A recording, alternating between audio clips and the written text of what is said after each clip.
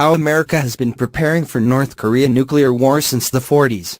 Dramatic footage reveals the U.S. Army preparing an arsenal of formidable weapons, military land vehicles and helicopters in the lead-up to the Korean War.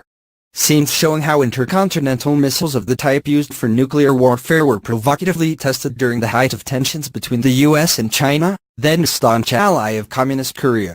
Other sections include a voiceover of a soldier reassuringly listing the many ways the U.S. Army was prepared for a nuclear attack. According to the narrator, this conflict was key in modernizing U.S. military might and shaping it into the force it later became. He said, "We have built our army into a new, streamlined force.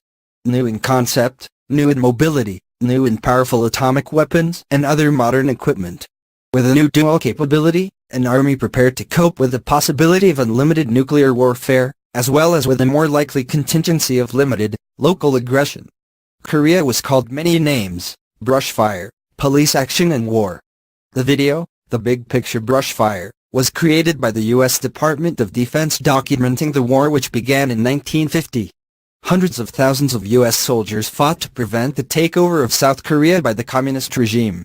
The Korean War lasted for 3 years from June 25, 1950, to July 27, 1953. And the newly emerged footage comes as the fears grow of another conflict between the U.S. and Pyongyang. Donald Trump is thought to be considering military action against the Hermit Kingdom over its missiles program. Yesterday, the UN Security Council unanimously imposed new sanctions on North Korea, seeking to limit its access to refined petroleum products alongside crude oil and its earnings from workers abroad. The UN resolution seeks to ban nearly 90% of refined petroleum exports to North Korea by capping them at 500,000 barrels a year. It also demands the repatriation of North Koreans working abroad within 24 months.